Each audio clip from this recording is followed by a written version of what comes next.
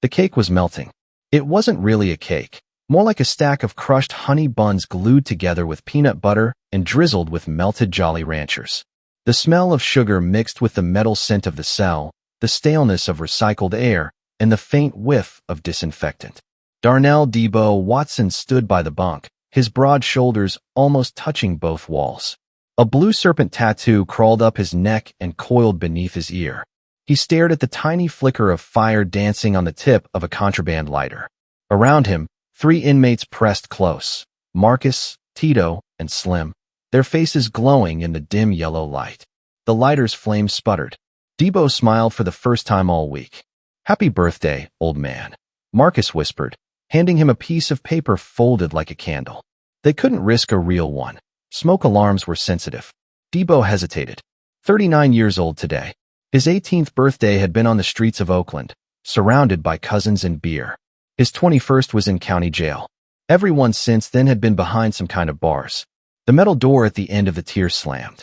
Voices rose, a fight breaking out near the showers. Guards shouted, boots pounded, batons clanged against metal.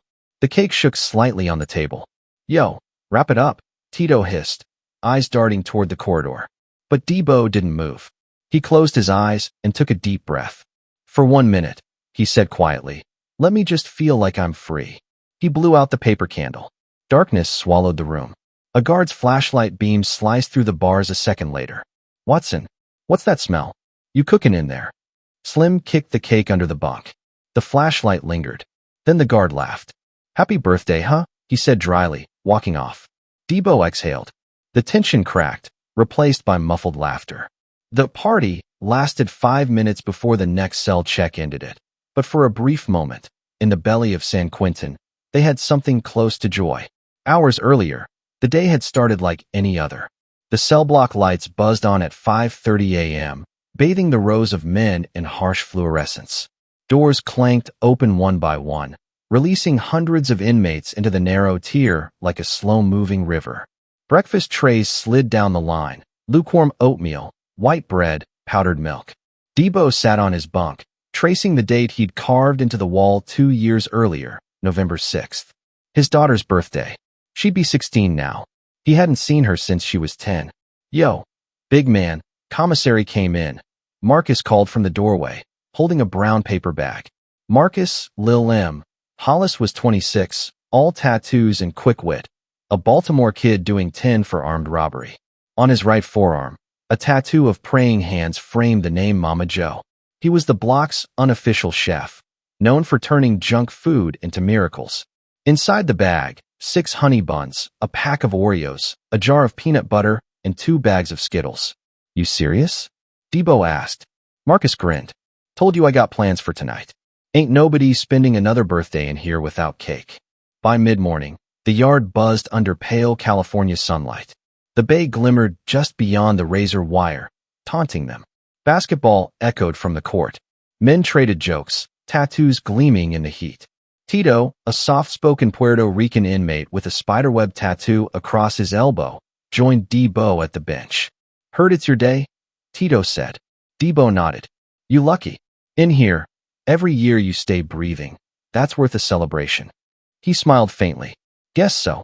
In the distance, an announcement crackled over the loudspeaker. "Lockdown in Unit B after a fight." That was the next block over, the one everyone feared. But tension was contagious. You could feel it spreading through the yard.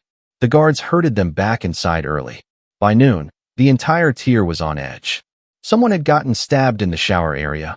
Word spread fast, though nobody knew the name. Still, Marcus refused to cancel their plan.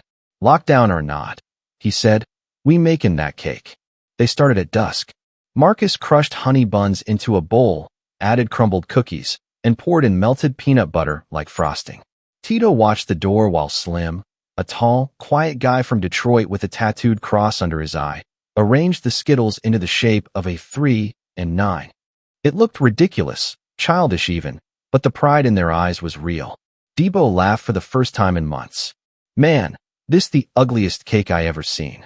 "Yeah," Marcus said, "but it's the sweetest thing you'll taste in here." The celebration was supposed to be quiet. Just them. No noise. No trouble. But prison never gives you peace for long. 2 cells down, someone started shouting. A heavy crash followed, the sound of a locker hitting metal. The guards were coming fast, radios crackling. Tito froze. They gonna hit the lights. That's when Marcus grabbed the lighter, the one they'd traded 3 ramen packs for last week, and sparked it, lighting the paper candle. Quick, he said, make a wish. Debo hesitated, his mind flashing through images, his daughter's face, his mother's funeral, the streets he left behind. Then the hallway erupted with shouting. The guards were at the door. Hands up. Step back. The flame flickered, then died as the first baton slammed against the bars. They all hit the floor. For a moment, silence filled the cell. Then, unexpectedly, the guard's voice softened. Watson, he said, don't let me catch you cooking again. But happy birthday, man. The door slammed. The lights went out. Later that night, lying on his bunk, Debo stared at the ceiling. The taste of sugar still lingered in his mouth. Across the tier, someone hummed the tune of Happy Birthday, off-key but sincere. He didn't smile, but he didn't cry either. Somewhere deep in the prison, a clock ticked toward midnight. Another year survived. Another reason to hope. And as the sound of the ocean drifted faintly through the cracks of San Quentin's old walls, Debo whispered to himself, next year, I'm eating my cake outside.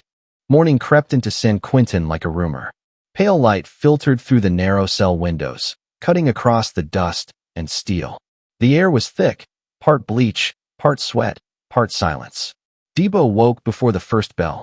His back ached from the thin mattress, but his mind was still replaying the night before. The flame, the laughter, the guard's unexpected mercy. In a place where kindness was rare, that single sentence had stayed with him. Happy birthday, man. Marcus was already awake, leaning against the wall, sketching something on a scrap of cardboard with a stub of pencil. You slept, he asked. Barely. You see the cake? Gone. Debo turned his head. The space under the bunk was empty. Who? Probably the rats, Marcus said with a grin. They got better taste than us. Debo chuckled. It was a small laugh, but it mattered. Laughter in San Quentin was rebellion, a refusal to let the walls win. Outside the cell, a voice boomed through the PA system. Unit C, yard time begins in 15. Move orderly. The gates clicked open in rhythm. One by one, inmates shuffled into the hallway, orange uniforms moving like a slow current of color in a gray world. The yard that morning was colder than usual. Fog hung over the fences, and the bay wind carried the smell of salt and diesel from the ships beyond the prison walls. Groups clustered by affiliation, Bloods near the basketball court, white gangs by the benches, Hispanics near the pull-up bars. Debo kept his circle small. Marcus and Tito walked beside him. Slim trailed behind, his hands tucked into his sleeves. You hear about the stabbing last night? Tito asked. Yeah, Marcus said. He didn't make it. Word is it started over a phone card. Debo said nothing.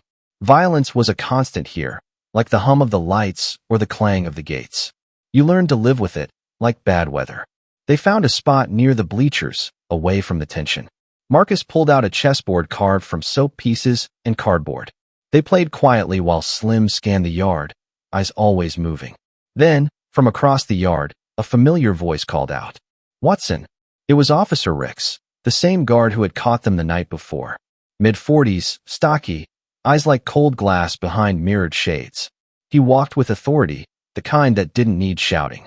You boys had a busy night, Rick said, stopping in front of them. Marcus stiffened. Tito lowered his head. Debo met his gaze. We were just talking. Talking, huh? Rick smirked. I didn't see any trouble in the report, so I'll let it slide. But next time I smell peanut butter in my block, I'm taking someone's commissary for a month. He turned to leave, then paused. By the way, Watson, you got mail. Mail. 2 weeks late, maybe more. Ricks pulled a white envelope from his pocket, edges creased, return address written in neat, unfamiliar handwriting. Debo took it like it was glass. He hadn't gotten a letter in months. Thanks, he said quietly. Ricks nodded once and walked off. The letter sat in Debo's pocket all through lunch, dry chicken, rice, and corn that tasted of nothing. He waited until lockdown to open it. When the lights dimmed and the block settled into the dull hum of evening, he finally tore the envelope. Inside, a single sheet of notebook paper. The handwriting was small but careful. Dear Dad, Mom said you don't get a lot of mail. I know you missed my 16th birthday last week. It's okay. I just wanted to say, I forgive you. I hope you're safe. Maybe one day we can talk again. Love, Tiana. Debo read it twice. His hands trembled slightly. The same daughter whose face he'd memorized in an old photo, whose name he'd whispered over every year of his sentence, she'd written back. Marcus noticed the change in his face. Everything good? Debo nodded, blinking hard. Yeah, it's good. But inside, something broke and healed at the same time. That night, the block was restless. Fights had left the whole prison on edge. Guards patrolled more often. Radios crackled. A rumor spread that the warden was planning a surprise lockdown inspection, meaning cells flipped, property searched, punishments handed out for even the smallest contraband. Marcus whispered through the bars. If they find that lighter, we're done. I already flushed it, Debo said. Ain't worth it. Good call. Tito's voice came from the next cell. You think they'll find my phone? You still got that thing? Slim hissed. You crazy. Tito shrugged. It's old. Camera don't even work. Debo sighed. In here, one mistake could add years. At 2 a.m., the sirens blared. Spotlights cut through the dark. Boots thundered down the tier. Hands on the wall. No movement. The search began. Officers tore through cells, dumping mattresses, scattering letters, flipping boxes. Someone protested. A baton silenced him. When they reached Debo's cell, Rix was with them. He looked different, colder now, businesslike. He nodded to the younger guard. Start with the top bunk. Marcus held his breath as they searched. After 20 minutes, they moved on. Nothing found. But down the hall, someone wasn't so lucky. A shout, a scuffle, then a crash, and an inmate was dragged out in cuffs. Tito. Man, they found my phone, he yelled as they pulled him past. They set me up. Debo pressed against the bars, helpless. Stay solid, T, he shouted, but his voice was drowned out by the chaos. The doors slammed again, echoing through the block like thunder. When quiet finally returned, the cells felt smaller than ever. Marcus sat on the floor, head in his hands. They gone send him to the hole, he murmured. Debo nodded slowly. He knew the risk. The lights flickered off. Somewhere down the corridor, someone started to hum again, the same off-key tune from the night before. This time, it didn't sound like Happy Birthday. It sounded like morning. The next morning, breakfast came and went. Tito's cell was empty. His bed stripped. A single roll of toilet paper sat on the mattress like a ghost. The routine resumed. Chow, yard, work detail, but something in the air had changed. The birthday joy was gone. In the workshop, Debo hammered metal plates, the noise drowning out his thoughts. But inside, the letter burned in his pocket like a heartbeat. At lunch, Rix passed by again. Watson, he said, you holding up? Yeah. Good. You might get a visit soon. There's a note in your file. Debo looked up, startled. Who? Rix shrugged. Didn't say. Check with the counselor. The guard walked off, leaving Debo staring at his tray, his mind racing. A visit. After years of none. Could it be her? That night, he couldn't sleep. The noise of the prison, the clanging doors, the snoring, the whispers, faded under the weight of his thoughts. If his daughter was really coming, what would he say? How could he explain the years? The mistakes? Marcus broke the silence. You thinking about her? Yeah. You should. That's what keeps you alive in here. Debo nodded slowly. Maybe she'll see me different now. Not the man I was. Marcus smiled faintly. Then you better stay out of trouble. Outside, the foghorn from the bay sounded again, low, distant, eternal. The same sound he'd heard every night for the past 17 years. But tonight, it felt different. Like maybe, just maybe, time was starting to move again. The morning arrived like a hammer against steel. Debo's bunk felt smaller, tighter than ever, as the thought of today's visit consumed him. He had been waiting for this moment for 17 years, a glimpse of the world he had lost, a chance to see her again, if only for an hour. He sat on the edge of the mattress, tracing the faded tattoos on his forearm. Each one told a story. The coiled snake on his shoulder represented survival. The broken heart on his wrist was a reminder of every family he had let down. Now, none of it mattered as much as the envelope he had tucked in his pocket. The letter from Tiana, his daughter, promising a visit. Marcus was already pacing. Man, you actin' like it's the first time you stepped foot in a courtroom, he said. His own tattoos caught the light. The word loyalty etched in bold script across his neck, a tribute to his own family struggles. Slim leaned against the wall, arms crossed. Don't mess this up, D. One slip, and this visit goes south faster than you can blink. Debo nodded. He wasn't nervous about contraband or guards. He was nervous about her, about seeing Tiana for the first time since she was 10. The corridors of San Quentin were alive with tension that morning. Guards moved like predators, their boots echoing against concrete floors. Men shuffled to their assigned areas, some whispering, some glaring, some staring into nothing. When Debo was finally escorted to the visiting room, the usual chaos of the prison seemed to fade behind him. The room was sterile, white walls, metal tables bolted to the floor, plexiglass separating inmates from visitors. Chairs lined the perimeter, some occupied by men who stared at the ground, others by families waiting anxiously. He was led to a table and seated on the cold metal bench. The plexiglass stretched between him and the unknown visitor, a barrier of time, distance, and consequences. A guard walked past, sliding a note through a small slot. Debo unfolded it carefully. I'm here. Don't be nervous. Love, Tiana. His stomach tightened. A wave of emotion threatened to drown him, but he kept his hands clasped on the table, trembling slightly. Then he saw her. Tiana had grown taller than he remembered, her eyes sharp and bright, framed by curly hair. She wore a jacket and backpack, holding herself carefully as if aware of every eye in the room. She had a small tattoo on her wrist, a heart with initials, probably her first one, he thought, and for a moment, he smiled despite the tension. Their eyes met across the plexiglass. The world narrowed to that single moment. Debo tapped the glass gently, and she smiled back, pressing her hand to the slot where their fingers could almost touch. Words weren't needed yet. The silence spoke volumes. But just as the emotion began to settle, chaos erupted.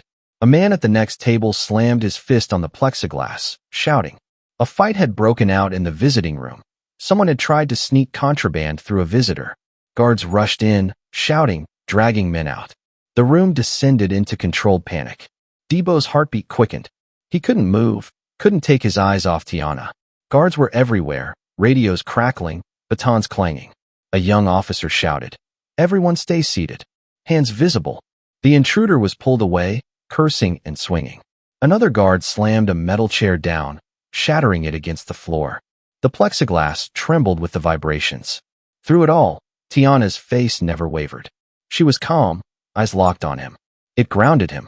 When the last of the disturbance was cleared and silence returned, the officer gave a curt nod and walked off. The visiting room settled into uneasy stillness. Debo exhaled, shaking. That was intense. Tiana laughed softly, almost nervous. That's San Quentin for you. For the first 15 minutes, they didn't speak much. They exchanged stories, questions, small smiles, and hesitant laughter. Debo learned that Tiana had just finished her first year of high school, loved photography, and had a group of friends she trusted implicitly. He told her about prison routines, about the yard, the workshops, the quiet moments he cherished, and yes, even the makeshift birthday cake he had made the night before. Tiana's eyes widened. You made a cake? Debo shrugged. It wasn't much. Just honey buns, peanut butter, and Skittles. It counted. She laughed, the sound bright enough to pierce the gloom of San Quentin. It reminded him of the world outside, of sunlight, freedom, and normalcy. But the reprieve didn't last long. Halfway through the visit, a guard's voice cut across the room. Unit C, we have a code red. All visitors stay put. Debo's stomach sank. A code red meant a fight or medical emergency, sometimes a lockdown. Tiana's eyes met his again, wide with fear. Dad, I'm here. Stay calm. He wanted to reassure her, but the room erupted again. A crash from the hallway, men shouting, guards running. The visiting room's PA system buzzed violently. Debo felt a sharp, sudden fear, not for himself, but for her. The guards herded everyone to the sides. Plexiglass screens rattled as more inmates were pushed toward the exit. And then it happened. A man, shirtless and tattooed like a canvas of black ink, swung a chair toward another inmate. Debo reacted instinctively, ducking while keeping Tiana in view. The guard's baton intercepted the chair, the metal screeching as it hit the floor. The entire room froze for a heartbeat, and then the chaos erupted again. Through it all, Debo and Tiana held their hands near the plexiglass slot, gripping tightly, drawing strength from each other. When the last officer restored control, Debo's eyes were wet, his chest tight. Tiana's smile was small but unbroken. "Happy birthday," she whispered, leaning close to the slot. It hit him like a punch. Not because of the words, but because despite everything, the walls, the guards, the violence, here was proof that life, love, and hope survived. After the visit, Debo was escorted back to his cell. The tier felt emptier, colder somehow, as the fog outside wrapped the building in a damp shroud. He sank onto his bunk, tracing the edge of the letter Tiana had given him, savoring the smell of her perfume and the memory of her laugh. Marcus and Slim were already there, waiting to hear about the visit. "You see her?" Marcus asked eagerly. Debo nodded, voice low. "Yeah, she's good. Smarter than I remember. Stronger." Slim grinned. "Good. That's your light. You hold on to that, man." Debo looked out the small, barred window. The bay shimmered faintly under the fog, a reminder that the world outside still existed. But just as he was beginning to settle, a sharp knock on the door startled him. "Watson," called Officer Ricks. "Counselor wants to see you." Now, Debo's heart thumped. Every time the counselor called, it wasn't good news, but today he hoped. Hope was dangerous inside San Quentin, yet he clung to it like a life raft. He grabbed his jacket, tucking the letter safely into his pocket. Whatever awaited him outside that door, he knew one thing for sure. This birthday would be one he'd never forget. The counselor's office smelled of antiseptic and paper. Debo's boots echoed softly on the cracked linoleum as he followed Officer Ricks down the narrow corridor. Every step felt heavy, like the walls themselves were pressing down, but the envelope in his pocket, Tiana's letter, kept him steady. Counselor Martinez sat behind a metal desk, glasses perched low, eyes scanning a folder. His office wasn't much, a desk, a filing cabinet, a small fan rattling in the corner, but today, it felt like the center of a storm. "Sit," Martinez said without looking up. His voice was calm, but carried an unspoken warning. Debo lowered himself onto the hard chair. Marcus, who had been quietly waiting near the doorway, was gone. Slim had stayed behind to cover the bunk. Debo felt the isolation. It wrapped around him tighter than the orange uniform he wore. "You got a visitor yesterday?" Martinez asked. Debo nodded. "Yeah, my daughter." Martinez's eyes lifted, sharp now. "She's lucky to see you. Not many get that chance. But we have a problem." Debo's stomach dropped. He clenched his fists. "Problem?" Martinez leaned back, his chair creaking. "Word is, your little celebration last night didn't go unnoticed. Some of the higher-ups in the block, gang leaders, I mean, they got wind. They think you disrespected the hierarchy by celebrating without their permission." Debo blinked. "You mean my cake?" "Exactly. And in this place, a cake can start wars." The words hit him like a brick. A cake, a stupid, sticky, sugary stack, could spark a fight that might cost him more than freedom. His eyes went to the floor, tracing the cracks in the linoleum. Martinez's tone softened. "I'm not saying they'll act, but you need to be careful. The guys in the yard, they respect power, not kindness. You've got to watch yourself, Watson." Debo nodded slowly. Every birthday, every small celebration, carried a price here. He left the office with a knot in his chest, walking back through the corridors that seemed narrower than before. Each door, each barred window, felt like a judgment waiting for him. By the afternoon, tension had settled like a thick fog over the tier. Debo returned to the bunk to find Marcus and Slim waiting. Their faces were serious. "They heard about the cake," Marcus said immediately. "Some of the guys downstairs are talking. They say you think you can run the block with sugar." Debo rubbed his temples. "It was just a cake. Just a cake can get you stabbed in here," Slim said. His tattooed cross under the eye seemed heavier in the dim light. "You gotta play it smart." Debo swallowed. I know. They fell into a tense silence, interrupted only by the distant clang of a metal door. The next day, Debo was summoned to the yard for what they called a block council. He walked through the fog, the sun muted behind gray clouds, feeling every eye on him. Inmates lined the perimeter, murmuring quietly. Tattoos glinted in the cold light. Serpents, skulls, words, and numbers, each one telling a story of survival, allegiance, and warning. At the center, the block leaders stood like statues, arms crossed, eyes sharp. One of them, A man named Rico with a jagged dagger tattoo running down his forearm stepped forward. "You made a cake without asking," Rico said, voice low and dangerous. Debo met his gaze. It wasn't meant to disrespect anyone. Rico's eyes narrowed. "Rules exist here. Everyone knows them. You want respect, Watson? You earn it. Not with sugar, not with smiles." The yard went silent. Even the guards seemed to hold their breath. Debo felt a sudden heat rising in his chest, but he forced himself to remain calm. He had survived 17 years in San Quentin. He could survive this. "I understand," he said quietly. "It won't happen again." Rico studied him, the line of tension between them thick enough to cut with a knife. Then he nodded once. "Good. Consider yourself warned." The crowd murmured again. The council dispersed. Debo exhaled slowly. He had made it through without bloodshed, without losing face. But the threat lingered. The reminder that freedom here was measured in seconds, and every action had consequences. Back in the cell, Debo sat on his bunk, tracing the faded tattoos on his arm. Each one reminded him of battles won, lessons learned, and mistakes survived. The cake, Tiana's letter, the guard's mercy, all of it weighed against the looming danger from the block leaders. Marcus and Slim sat across from him. Marcus finally broke the silence. "You think she'll write again?" he asked. Debo held the letter close. "I hope so. It's the only thing keeping me steady."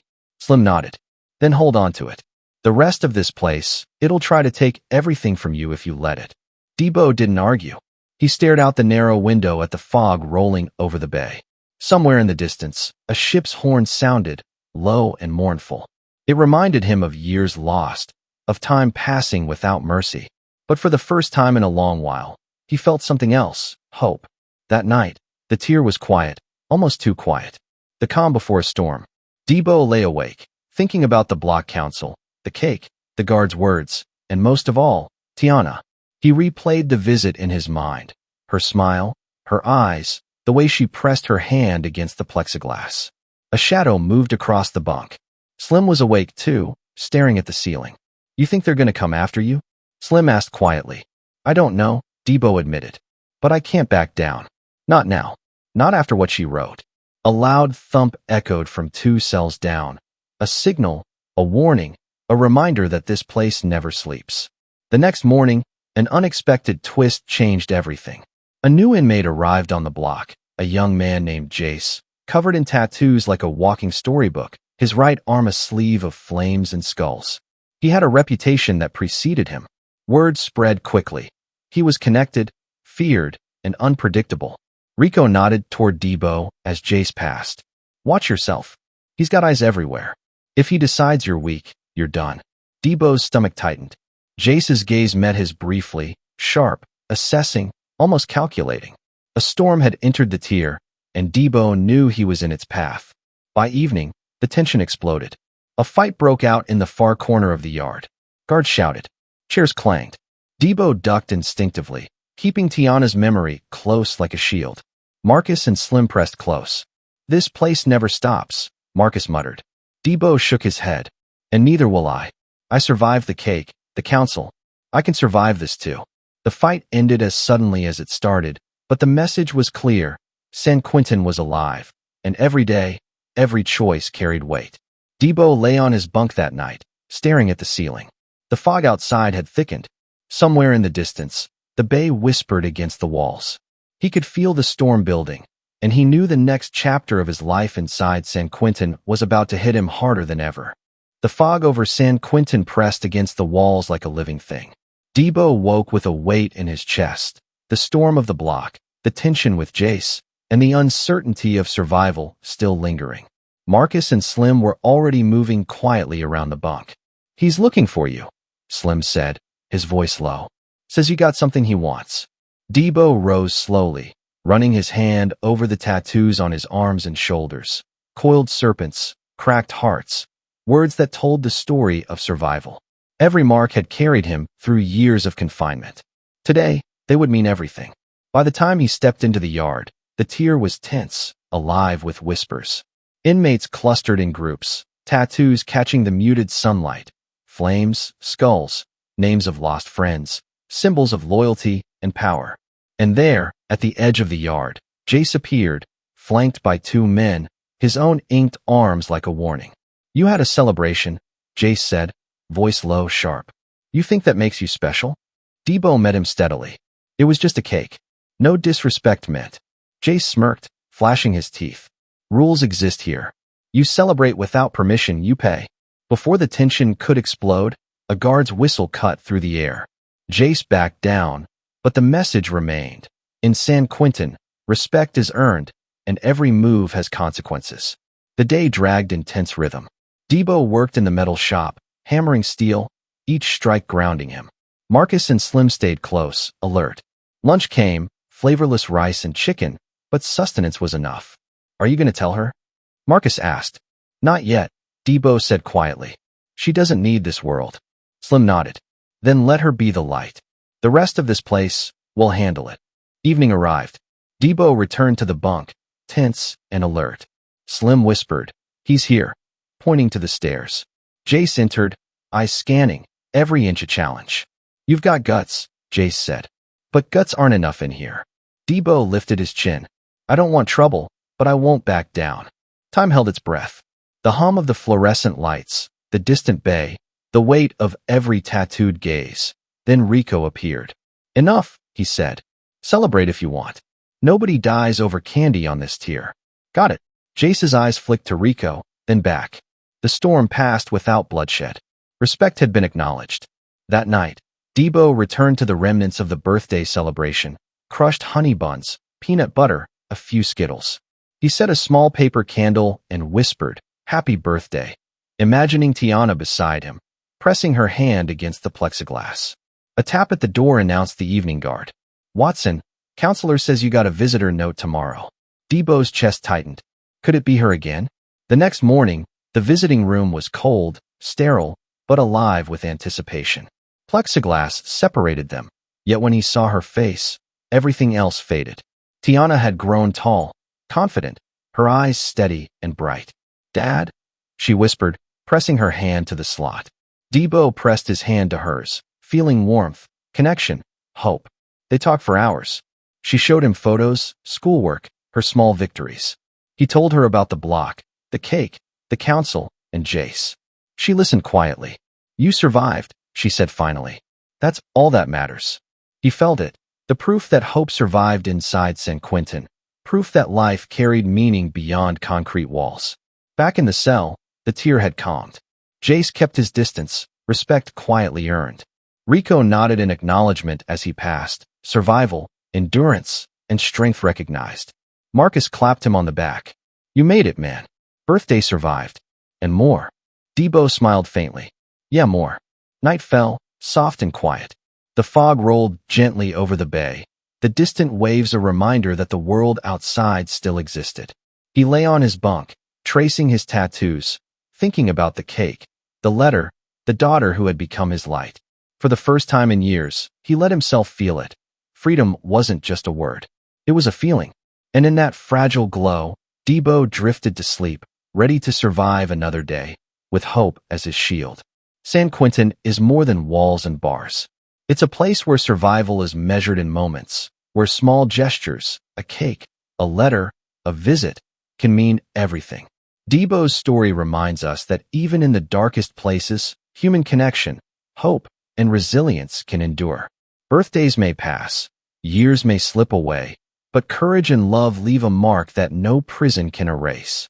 And for those inside, every small victory, every act of kindness, every message from the outside world becomes a lifeline, a reminder that the world still waits, just beyond the walls.